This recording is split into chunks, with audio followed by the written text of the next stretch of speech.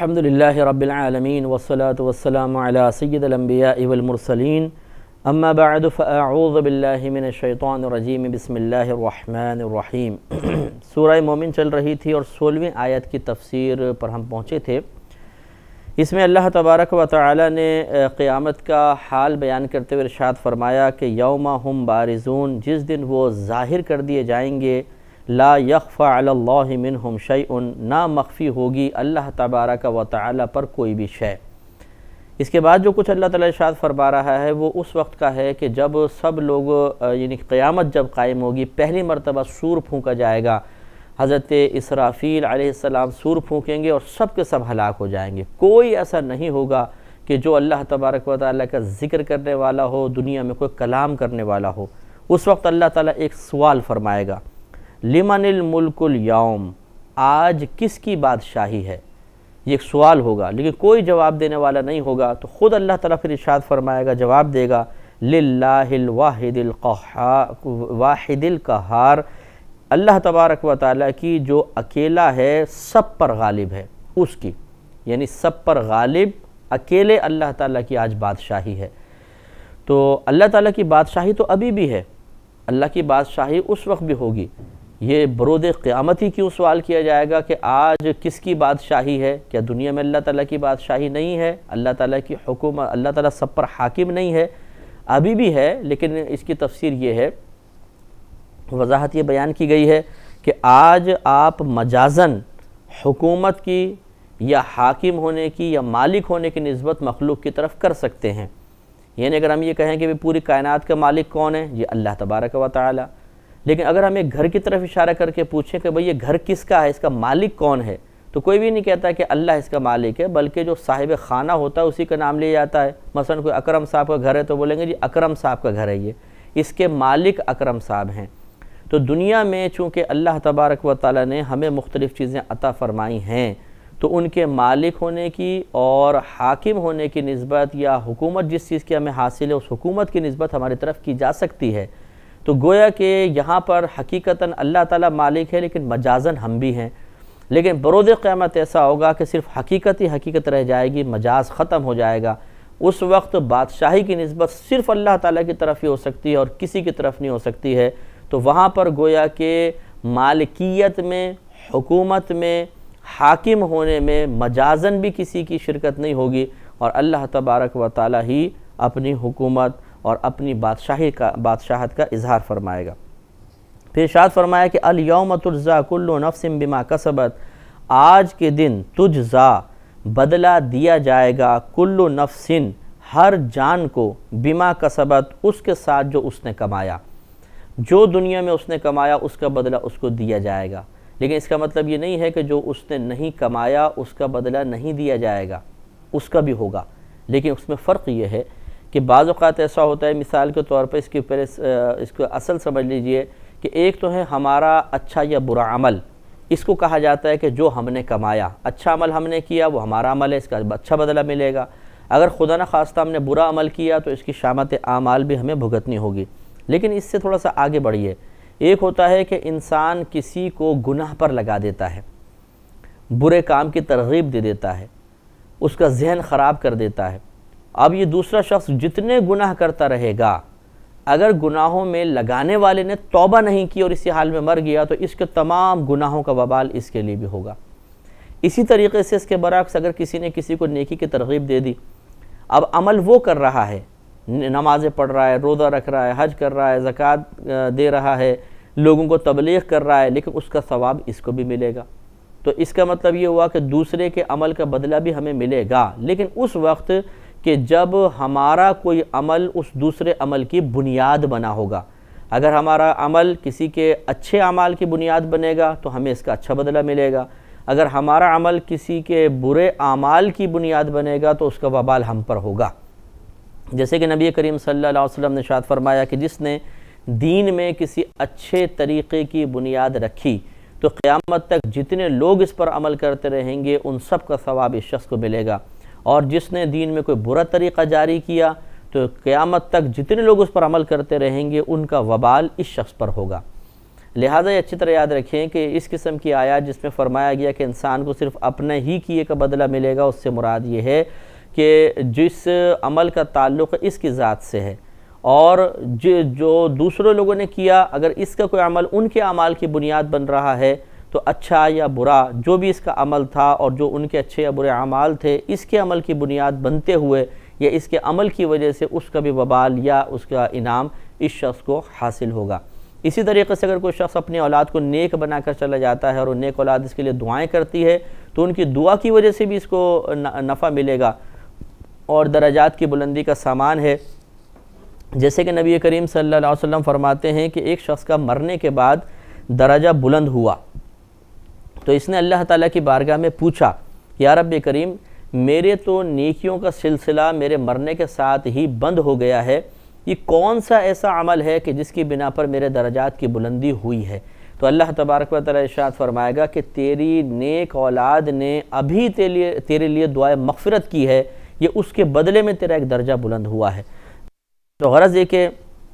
انسان کو دوسروں کے اعمال بھی نفع دیتے ہیں، لیکن اصل میں امتحان اس کے اپنے اعمال کا ہوگا، اور پھر اس کا عمل اگر کسی اور کے عمل کے لیے بنیاد بنا تھا تو وہ بھی اسی کے سمجھ شمار ہوگا اور وہ بھی حقیقتاً اسی کا عمل بن جائے گا، اور اس کا بھی پھر اس کو حساب و کتاب دینا پڑے گا۔ تو دونوں چیزوں کا ذہن میں رکھنا چاہیے۔ اب ایک شخص جو دوسروں کو گناہوں کی لائن پر لگا رہا ہو، وہ مطمئن نہ ہو جائے کہ چلے جی میں تو جو عمل کیا میں تو اس کو بھگتوں گا نا، یہ تو خود عمل کر رہے ہیں، لیکن آپ چونکہ اس کا سبب بنے ہیں لہٰذا وبال آپ پر بھی ہوگا۔ اس لیے بہت بہتر ہے کہ پہلے تو یہ کہ ہم کسی کو گناہ کی کوئی راہ دکھائیں نہیں، اس سے گناہ کی طرف مائل نہ کریں، ورنہ گناہ جاریہ ہو سکتا ہے، اور اللہ نہ کرے، خدا نہ کرے اگر ایسا کر لیا ہے تو اس کے ذہن کو پاکیزہ کرنے کی کوشش کریں، اس کو دین کی طرف مائل کریں، اور اس سلسلے کو فوراً سے پیشتر موقوف کر دیں، اللہ کی بارگاہ میں تائب ہو جائیں۔ اب اگر وہ سامنے والا شخص آپ کی بات تسلیم نہیں کر رہا، آپ اسے منع کرتے ہیں کہ پہلے میں نے چلو تمہیں گناہ کے راہ پہ لگایا، اب میں تمہیں منع کرتا ہوں ایسا نہ کرو، اور وہ کہتا ہے کہ اچھا آپ خود نیک بن گئے تو مجھے بھی بنانے کی کوشش کر رہا میں نہیں مانتا ہوں، تو اب اس کا وبال اسی پر ہے، وہ آپ پر نہیں رہے گا، آپ بری ذمہ ہو جائیں گے۔ تو اس لیے موت سے پہلے ہمیں اس امر پر توجہ کر کے اپنے لیے نجات کا سامان کر لینا چاہیے۔ ارشاد فرمایا کہ لا ظلم اليوم، آج کے دن کوئی ظلم نہیں ہے، کسی پر کوئی ظلم نہیں ہوگا۔ دنیا کے اندر تو لوگ ایک دوسرے پہ ظلم کرتے رہے ہیں، یہاں کے فیصلوں میں عموماً ایسا ہو جاتا ہے کہ ظلم کا کوئی نہ کوئی پہلو نکل جاتا ہے، لیکن اللہ تبارک و تعالیٰ کی بارگاہ میں جب سب لوگ حاضر ہوں گے تو ذرہ برابر ظلم نہیں ہوگا۔ ان اللہ سریع الحساب، بے شک اللہ تبارک و تعالیٰ جلد حساب لینے والا ہے۔ اس کا معنی یہ ہے، ایک معنی یہ بیان کیا گیا جلد حساب لینے والا ہے، یعنی قیامت بالکل نزدیک ہے، اور یا اس کا مطلب یہ ہے کہ اللہ تعالیٰ بروز قیامت سب کو بلائے گا اور اتنی تیزی کے ساتھ حساب و کتاب ہوگا کہ لوگ حیران رہ جائیں گے۔ وَأَنذِرْهُمْ يَوْمَ الْآزِفَةِ، اور انہیں ڈراؤ اس نزدیک آنے والی آفت کے دن سے، یعنی قیامت کے روز سے ان کو ڈراؤ۔ اِذِ الْقُلُوبُ لَدَى الْحَنَاجِرِ قَاظِمِينَ، جب دل گلوں کے پاس آ جائیں گے، اس حال میں کہ وہ غم سے بھرے ہوں گے،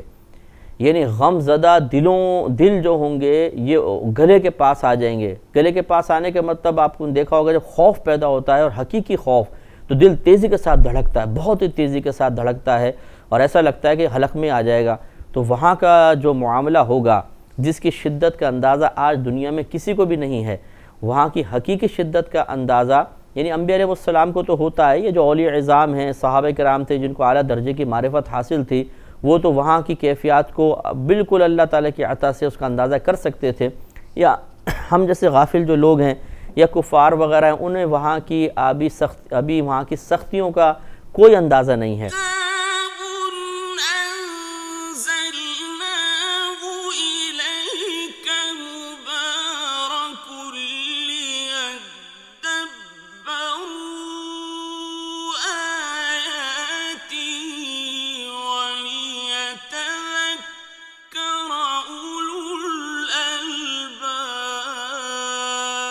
اب جب وہاں کی ہولناکیاں دیکھیں گے تو حالت خراب ہو جائے گی، اور وہاں پہ بالکل ایسے ہی محسوس ہوگا کہ دل گویا کہ حلق کے اندر آ گئے ہیں۔ تو غم اس بات کا ہوگا کہ کاش ہم مان لیتے بات، انبیاء علیہ السلام آئے تھے، لوگوں نے ہمیں سمجھایا تھا، کئی مسلمانوں نے ہمیں سمجھایا تھا، ہم نے ان کی بات کو تسلیم نہیں کیا اور ہم کفر پر اڑے رہے، اور اب جو کافر ہے وہ ضرور عذاب میں جائے گا اور سامنے جہنم شعلہ زن ہوگی، اور اللہ تبارک و تعالیٰ کا قہر اس وقت نازل ہو رہا ہوگا، کفار پہ نازل ہو رہا ہوگا، تو بہت ہی خوف زدہ ہوں گے، اور اس کی وجہ سے ان کے دل اس غم کی وجہ سے، اس خوف کی وجہ سے تیزی کے ساتھ دھڑک رہے ہوں گے۔ تو اس کو اللہ تعالیٰ نے اس انداز سے تعبیر فرمایا، مَا لِلظَّالِمِينَ مِنْ حَمِيمٍ وَلَا شَفِيعٍ يُطَاعُ، نہ ہوگا ظالمین کے لیے کوئی دوست اور نہ کوئی سفارشی کہ اس کی وہ اطاعت کی جائے، یعنی ایسا کوئی سفارشی کوئی دوست نہیں ہوگا کہ جس کے مشورے پہ عمل کر کے یہ بچ جائیں اور کوئی ان کا معاملہ اچھا ہو جائے، بلکہ وہاں پر یہ بالکل تنہا ہوں گے، کوئی شفاعت نہیں کرے گا، اللہ تعالیٰ ان کے لیے کسی کو شفاعت کا اذن عطا نہیں فرمائے گا۔ یعلم خائنۃ الاعین، اللہ تبارک و تعالیٰ جانتا ہے آنکھوں کی خیانت کو، وما تخفی الصدور، اور جو کچھ سینوں میں چھپا ہوا ہے، یعنی جو انسان بدنگاہی کرتا ہے اس کی نگاہوں کا درست مفہوم اللہ تعالیٰ بہتر جانتا ہے۔ بظاہر ہم ایک نگاہ اٹھاتے ہیں اور سر سے نگاہ ڈال کے گرا دیتے ہیں، دوسرا سمجھتا ہے ایسی ہی بے پرواہی کے ساتھ دیکھا ہے، لیکن نگاہ ڈالنے والا جانتا ہے کہ اس نے کس قصد و ارادے کے ساتھ نگاہ اٹھائی تھی، اور اس ایک نگاہ کے ساتھ کیا تصورات، کیا خیالات اس کے دل میں آئے تھے، وہ کس نیت کے ساتھ کسی چیز کو دیکھ رہا ہے، یہ اللہ بہتر جانتا ہے۔ اور اسی طرح اللہ تبارک و تعالیٰ پر دلوں کے حال مخفی نہیں ہیں۔ تو یہ سمجھانا مقصود ہے کہ اگر بالفرض مخلوق کا خوف کبھی ہٹ جائے، یعنی انسان کے لیے گناہ کے اسباب مہیا ہو جائیں اور اس کی گرفت کا پہلو بھی نظر نہ آ رہا ہو، تو اس وقت اس کو یہ احساس ضرور کر لینا چاہیے کہ اگر کوئی بھی نہیں دیکھ رہا تو ایک ذات تو ایسی ہے جو میرے دل میں پیدا ہونے والے خیالات اور منصوبوں اور ان کی تکمیل کے لیے جو میں عمل کر رہا ہوں، ظاہری اعضاء سے کوئی عمل کر رہا ہوں، چاہے نگاہ سے، زبان سے، ہاتھ وغیرہ سے ہے، یہ اللہ تعالیٰ پر منکشف ہے، اللہ اس کو دیکھ رہا ہے، اللہ تعالیٰ جانتا ہے۔ تو اس چیز کا احساس بہت سارے گناہوں سے ہمیں بچا سکتا ہے۔ واللہ یقضی بالحق، اور اللہ تبارک و تعالیٰ حق کے ساتھ فیصلہ فرمائے گا۔ والذین یدعون من دونہ، اور وہ جو عبادت کرتے ہیں اللہ تبارک و تعالیٰ کے علاوہ کی، یعنی کفار وغیرہ، لا یقضون بشیء، وہ کچھ فیصلہ نہیں کرتے، یعنی جن کی یہ کفار عبادت کرتے ہیں وہ کچھ فیصلہ نہیں کرتے، فیصلہ تو اللہ تبارک و تعالیٰ فرمائے گا۔ ان اللہ هو السمیع البصیر، بے شک اللہ تبارک و تعالیٰ وہ سننے والا، دیکھنے والا ہے۔ اولم یسیروا فی الارض، کیا یہ کفار زمین میں چلتے پھرتے نہیں ہیں، سیر نہیں کرتے؟ فینظروا کیف کان عاقبۃ الذین کانوا من قبلہم، تو یہ دیکھیں، غور سے دیکھیں کہ کیسا ہوا انجام ان لوگوں کا جو ان سے پہلے تھے، یعنی جو کفاران قریش قافلے نکلتے تھے تو یہ دیکھتے تھے اطراف میں جہاں مطلب قوم نوح تھی، سمود، عاد وغیرہ، ان کے مکانوں کے کھنڈرات وغیرہ ان کو نظر آتے تھے، اور یہ مشہور تھا کہ یہ پچھلی قومیں جن پہ اللہ کا عذاب نازل ہوا، تو اللہ تعالیٰ نے دعوت فکر دی ہے اور ان کی توجہ اس طرف مبذول کروائی کہ جب یہ گزرتے ہیں تو کیا یہ عذاب کے آثار نہیں دیکھتے؟ اگر دیکھتے ہیں تو ان کو پھر نصیحت حاصل کرنی چاہیے، عبرت حاصل کرنی چاہیے۔ کانوا ہم اشد منہم قوۃ وآثارا فی الارض، وہ لوگ جو ان سے پہلے گزر گئے وہ زیادہ شدید تھے ان کے مقابلے میں قوت کے اعتبار سے اور زمین پر نشانات کے اعتبار سے، یعنی ان کے اندر طاقت بھی زیادہ تھی، اور زمین پہ نشانات کا مطلب کہ ان کی حکومت ان سے زیادہ وسیع تھی، زیادہ زمین کے ایریاز جو تھے وہ ان کے قبضے میں تھے، تو جتنا بڑا زمین پر قبضہ ہوگا اتنے ہی زیادہ اس شخص کے اثرات ہوں گے جب وہ انتقال کرے گا۔ جیسے آج کل مطلب جیسے کسی کی گورنمنٹ ہوتی ہے تو وہ جو افتتاح کرے گا تو اس کی پھر نیم پلیٹ لگا دی جاتی ہے، افتتاحی تختی جس کو کہتے ہیں، کہ اس کے اندر حضرت کا نام ہوتا ہے جی فلاں فلاں نے یہ افتتاح کیا تھا۔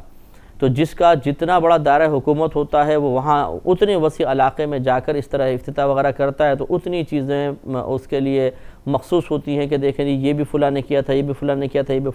فلاں نے کیا تھا۔ اب اگر حکومت چلی بھی جاتی ہے بالفرض تو جتنے بڑے ایریے میں اس کے یہ اثرات تھے وہ تو باقی ہیں۔ تو اسی طریقے سے پہلے دور کے اندر جو پچھلی قومیں تھے، اللہ تعالیٰ یہ بیان فرما رہا ہے کہ ان کے زمین پہ جو آثار تھے وہ تمہارے مقابلے میں زیادہ تھے، یعنی ان کو وسیع زمین دی گئی تھی، اور جب وہ مرے ہیں تو ان کے اتنے ہی اثرات پھر اتنی ہی وسیع زمین پر بعد میں دیکھے جاتے رہے تھے۔ سمجھانے یہ مقصود ہے کہ جب اللہ تبارک و تعالیٰ نے ان کو ان کی تم سے زیادہ شدید قوت اور بڑی حکومت کے باوجود پکڑ لیا اور عذاب میں مبتلا کیا، تو تمہاری گرفت کرنا اور تمہیں عذاب میں مبتلا کرنا اس کے لیے کیا مشکل ہو سکتا ہے۔ لہذا آگے ارشاد فرمایا فَأَخَذَهُمُ اللَّهُ بِذُنُوبِهِمْ، پس پکڑ لیا انہیں اللہ تبارک و تعالیٰ نے ان کے گناہوں کے سبب۔ ان کا سب سے بڑا گناہ یہ تھا کہ انہوں نے اللہ کی توحید کو نہیں مانا اور اس کے ساتھ ساتھ نبیوں کی نبوت کا انکار کیا۔ وَمَا كَانَ لَهُم مِّنَ اللَّهِ مِنْ وَاقٍ، اور اللہ تبارک و تعالیٰ کے علاوہ ان کو کوئی بچانے والا نہیں، یعنی اللہ تعالیٰ سے انہیں کوئی بچانے والا نہیں۔ جب اللہ تعالیٰ نے گرفت فرمائی تو اب اللہ تعالیٰ کے علاوہ کون ان کو بچا سکتا ہے، لیکن خود اللہ تو گرفت فرما رہا ہے تو اللہ بھی نہیں بچائے گا، تو معلوم ہوا کہ کوئی بھی اللہ تعالیٰ سے انہیں بچانے والا نہیں ہو سکتا۔ ذَلِكَ بِأَنَّهُمْ كَانَتْ تَأْتِهِمْ رُسُلُهُمْ بِالْبَيِّنَاتِ، یہ اس لیے ہے کہ ان کے پاس ان کے رسول روشن نشانیاں، واضح نشانیاں لے کر آئے، فَكَفَرُوا، تو انہوں نے انکار کر دیا کہ ہم ان معجزات کو، نشانیوں کو تسلیم نہیں کرتے۔ فَأَخَذَهُمُ اللَّهُ، تو پکڑ لیا انہیں اللہ تبارک و تعالیٰ نے۔ إِنَّهُ قَوِيٌّ، بے شک اللہ تبارک و تعالیٰ قوی ہے، زبردست ہے، شدید العقاب، سخت عذاب والا ہے۔ تو معلوم یہ ہوا کہ پچھلی قوموں نے بھی جو ہم سے زیادہ طاقتور تھے، انبیاء علیہ السلام کا انکار کیا، اللہ کی وحدانیت کا انکار کیا تو عذاب میں مبتلا ہوئے۔ چنانچہ آج کے دور میں جو قوت میں بھی کم ہے اور زمین پر قابض ہونے کے اعتبار سے بھی اس کو اتنی وسعت حاصل نہیں ہے، تو وہ بھی یہ سوچے کہ پھر میرا انجام تو ان سے بھی برا ہونا چاہیے تھا۔ یہ تو اللہ تعالیٰ کا کرم ہے کہ ہمارے نبی کریم صلی اللہ علیہ وسلم اس وقت کائنات میں جلوہ افروز ہیں، تو ان کی برکت سے ہم پر اجتماعی عذاب نازل نہیں ہوتا، ورنہ پھر ہمارا انجام تو پہلی قوموں سے بھی برا ہونا چاہیے کہ ان کے ہاں تو گناہ پھر بھی کم تھے، ہمارے ہاں بہت زیادہ گناہ ہے۔ اب اس کے بعد پھر اللہ تبارک و تعالیٰ نے موسیٰ علیہ السلام اور ہارون علیہ السلام کا اور ان کے ساتھ ساتھ فرعون کا تذکرہ فرمایا، آپ کی تبلیغ کا واقعہ کئی جگہ یہ آیا ہے، پھر اللہ تعالیٰ نے اس کو بیان فرمایا۔ وَلَقَدْ أَرْسَلْنَا مُوسَىٰ بِآيَاتِنَا وَسُلْطَانٍ مُبِينٍ، اور ضرور بے شک بھیجا ہم نے موسیٰ علیہ السلام کو اپنی آیات کے ساتھ، نشانیوں کے ساتھ اور واضح سند کے ساتھ بھیجا، یعنی ان کو معجزات عطا فرمائے، اللہ تعالیٰ نے اپنا پیغام دیا اور فرعون کے پاس بھیجا۔ اِلَىٰ فرعون، فرعون کی طرف، وَحَامَانَ وَقَارُونَ، اور حامان اور قارون کی طرف۔ حامان یہ فرعون کا وزیر تھا اور قارون یہ حضرت موسیٰ علیہ السلام کا کزن تھا، لیکن یہ فرعون کے ساتھ تھا۔ فَقَالُوا سَاحِرٌ كَذَّابٌ، تو انہوں نے کہا کہ یہ جادوگر ہیں معاذ اللہ اور بہت بڑے جھوٹے ہیں۔ استغفر اللہ، کل انشاءاللہ اس پہ مزید کلام ہوگا۔ اللہ تعالی ہمیں اس لعنت سے محفوظ فرمائے کہ ہم انبیاء علیہ السلام کی شان میں بے ادبی کریں، آمین۔ وآخر دعوانا ان الحمد للہ رب العالمین۔